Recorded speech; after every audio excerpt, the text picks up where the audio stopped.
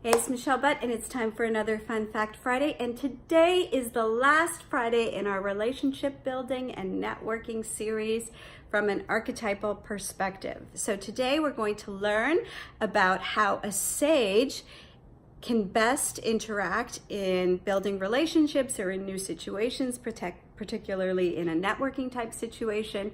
And so a sage is someone who might have a really prominent chin, a domed forehead, potential natural shadowing under their eyes. So sages very much are people who have a very vivid imagination. They also are naturally intuitive, and they also can tend to be loners and be a little bit more withdrawn.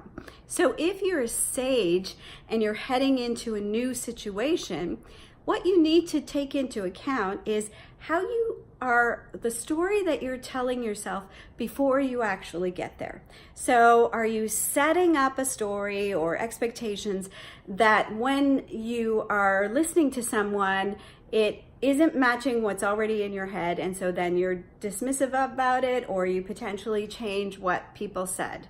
So sages are there's this place where they can be very intuitive and creative, and they can look at you and potentially know things about you, and that might make them really engaging, because sage might say, oh, tell me about what's going on with your grandma. I feel like I don't know why I just asked you that question. You're like, oh my goodness, I just saw her and I remember how much I miss her because she lives far away. So they'll have that ability to kind of just know what to say, but not in the same way that a royal does, where they're gauging the space and they're doing that. Sages can also be very, very mysterious, so people are drawn to them, and so you might just get one-word answers out of them, or they're very pensive in the way they respond, and they're slow talkers. So that can potentially lead to their advantage when they're relationship building or in new networking situations, because you want to get to know a sage. There's something in there, and it might be pretty interesting.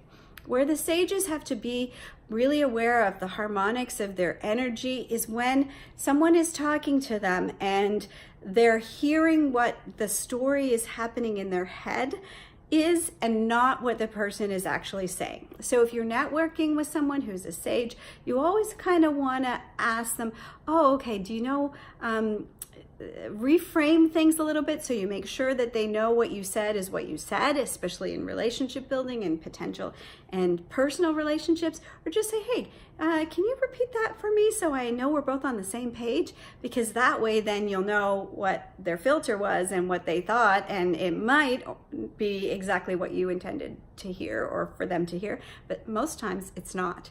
And so that way you can get really connected to a sage, or a sage can get really connected because you make sure that your stories are matching. And if you're looking at them from that mysterious perspective, that you keep asking questions, but you ask in a lower, kind of slower tone so that you don't lose them, because everything is being processed a little bit more slowly than any of the other archetypes tend to process information. So that is the end of our series on initial relationship building and networking from an archetypal perspective in facial intelligence. I hope that really resonates with you.